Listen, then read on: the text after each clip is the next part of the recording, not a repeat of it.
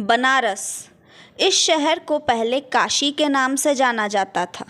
इस शहर के बारे में जब भी कोई सोचता है तो मन में बाबा विश्वनाथ के अलावा इनके घाटों की याद ज़रूर आती है। यहाँ के सभी घाटों का इतिहास बहुत पुराना है।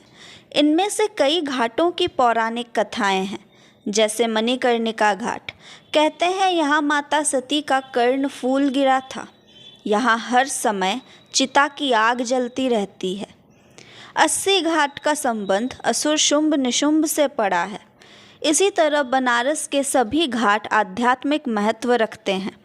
प्रत्येक घाट अपनी अनूठी कहानियों और किंवदंतियों को समेटे हुए है। हमारी टीम ने बनारस के इन्हीं घाटों का दौरा किया। हर हर महादेव। हम लोग बनारस के दशाश्वमेध घाट है, जहाँ पर गुड मॉर्निंग नहीं होता है बल्कि हर हर महादेव होता है। जहाँ हर गलियों से हर हर महादेव और पार्वते पते नमः के गूंज उठती है। जहाँ पर जो मोक्ष की नगरी है, जहाँ पर शांति और ज्ञान प्राप्त होती है। तो आज हम इसी ज्ञान और शांति के खोज में बनारस के गलियों में बनारस दिखाने के लिए यहाँ पर हैं आपको, और जो कुछ भी हम देखेंगे आपको वो दिखाने की कोशिश करेंगे। तो चलिए इस यात्रा में हमारे साथ, जहाँ धर्म के साथ संस्कृति, अध्यात्म और खाना पीना और जीवन आपको दिखेगा। दशाश्वमेध घाट। ये घाट न केवल अपनी भव्य गंगा आरती के लिए प्रसिद्ध है, अपितु प्राचीन काल से ही इसका एक गहरा ऐतिहासिक महत्व भी रहा है। हिंदू पौराणिक कथाओं के अनुसार भगवान ब्रह्मा ने राक्षस राजा दक्ष को हराने के बाद वाराणसी में भगवान शिव का स्वागत करने के लिए यहाँ 10 अश्वमेध यज्ञ किए थे। ये भी माना जाता है कि भगवान ब्रह्मा ने भगवान शिव के स्वागत के लिए ही इस घाट का निर्माण किया था। इस घाट पर होने वाली विश्व प्रसिद्ध गंगा आरती इस घाट की सबसे बड़ी पहचान है। यह दैनिक आयोजन शाम के समय होता है और लाखों श्रद्धालुओं और पर्यटकों के आकर्षण का ये केंद्र है। ऐसी मान्यता है कि इस तीर्थ में स्नान करने से व्यक्ति के समस्त पाप नष्ट हो जाते हैं और उसे मोक्ष की प्राप्ति होती है। फिर 80 घाट। ये घाट कई मिथकों और किंवदंतियों से जुड़ा हुआ है। ऐसा माना जाता है कि ये वो स्थान है जहाँ श्रद्धेय ऋषि अगस्त्य मुनि ने ध्यान और तपस्या की थी। ये घाट बहुत दूर तक फैला हुआ था, क्योंकि उस समय गंगा के किनारे कुछ गिने चुने ही घाट थे। इस घाट के निकट ही एक गुफा में रामचरितमानस के रचयिता श्री तुलसीदास जी भी रहते थे। काशी खंड के अनुसार संसार के अन्य सभी तीर्थ इसके 16वें भाग के बराबर भी नहीं है। यानी इस घाट पर स्नान करने से सभी तीर्थों में स्नान करने का पुण्य फल प्राप्त होता है। पंचगंगा घाट का नाम उन 5 नदियों के नाम पर रखा गया है जिनके बारे में माना जाता है कि वे यहाँ मिलती हैं। वे हैं गंगा, यमुना, सरस्वती, किराना और धूतपपा। पौराणिक कथाओं के अनुसार भगवान राम ने अपने वनवास के दौरान इस घाट का दौरा किया था और पंचगंगा घाट के पानी में ही अपने अस्त्र धोए थे। घाट की पथरीली सीढ़ियों पर कबीर को गुरु मंत्र प्रदान किया गया और राम भक्ति की सगुन के साथ ही निर्गुण धारा को प्रवाह दे दिया गया। घाट पर आज भी रमानंद संप्रदाय की मूल पीठ श्री मठ स्थित है।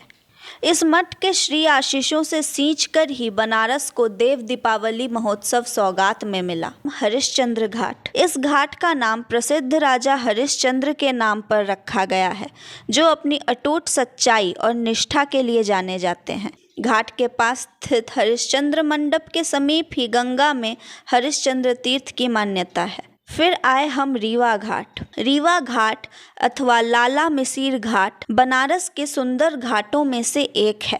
इस घाट का नाम रीवा नरेश के नाम पर पड़ा है। ये घाट एक समय 80 घाट का ही एक हिस्सा था, जिसके बाद में रीवा के राजा ने इस घाट को जीत लिया और इसे एक सुंदर रूप दिया। यहाँ रीवा महल भी स्थित है, जिसे रीवा कोठी के नाम से जाना जाता है।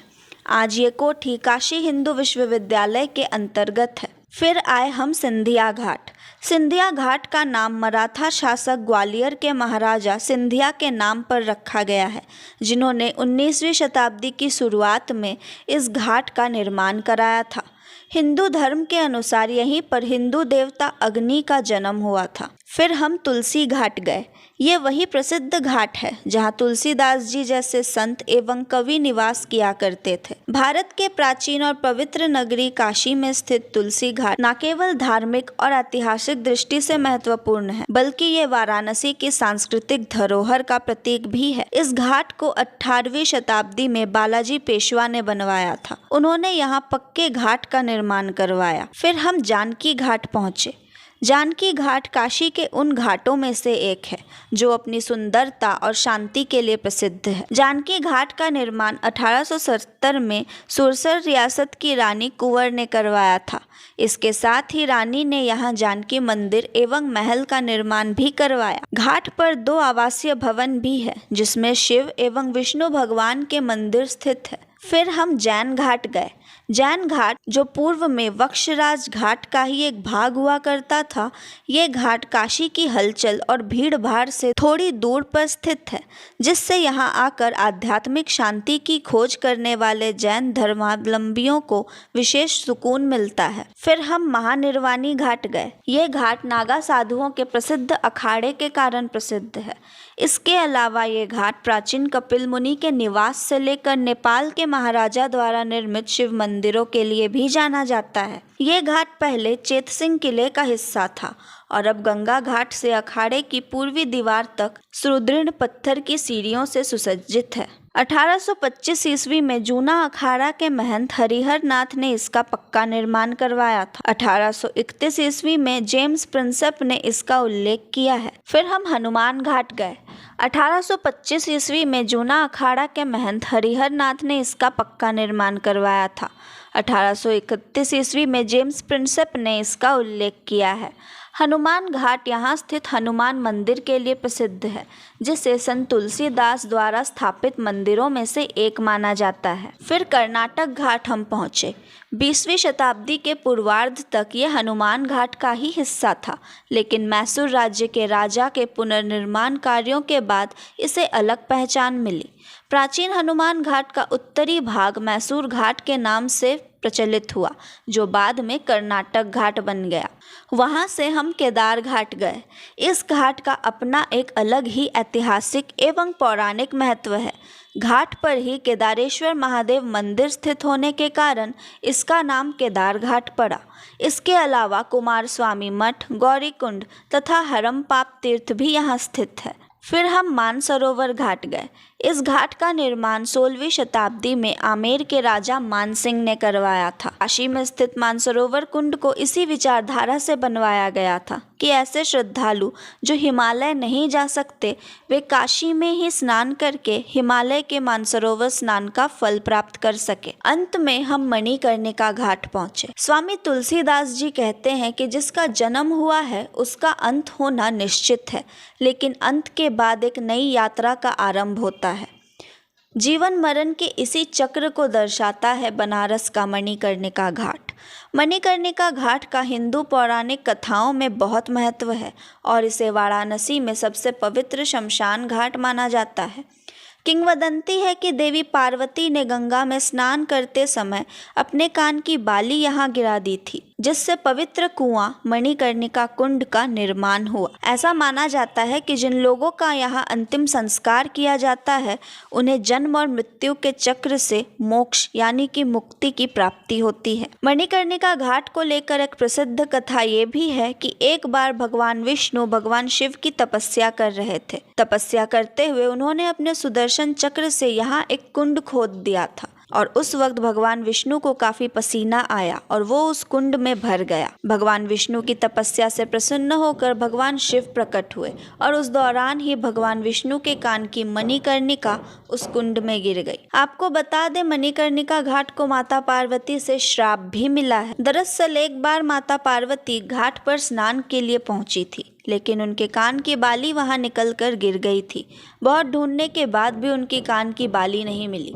जब बाली को ढूंढते हुए माता पार्वती को काफ़ी समय हो गया तो वो क्रोधित हो गईं और घाट को श्राप दे डाला कि ये घाट हमेशा जलता रहेगा। ऐसी मान्यता है कि तभी से मणिकर्णिका घाट की अग्नि शांत नहीं हुई और वो हमेशा जलती रहती है। बनारस के घाट केवल सीढ़ियाँ, पानी और मंदिरों का समूह नहीं है, ये भारत की प्राचीन सभ्यता, आध्यात्मिक परंपरा और सांस्कृतिक विरासत के जीवंत साक्षी हैं। हर घाट अपने भीतर सदियों पुरानी कथाएं, राजाओं का इतिहास, ऋषियों की तपस्या, संतों की साधना और भक्तों की आस्था को समेटे हुए है। बनारस के ये घाट दर्शाते हैं कि आस्था का प्रवाह समय के साथ कभी नहीं रुकता। यहाँ मृत्यु भी मुक्ति का मार्ग बन जाती है और जीवन आध्यात्म के प्रकाश में नहाया हुआ प्रतीत होता है। हमारी टीम की ये यात्रा केवल घाटों का दर्शन नहीं, बल्कि काशी के अद्भुत आध्यात्मिक रहस्य को समझने की अनुभूति रही। एक ऐसा शहर जहाँ जीवन, मृत्यु, इतिहास, कला, भक्ति और संस्कृति एक साथ गंगा की धारा की तरह निरंतर बहती रहती है। ये वीडियो आपको कैसी लगी हमें कमेंट में ज़रूर बताएं और हमारे चैनल को सब्सक्राइब ज़रूर करें।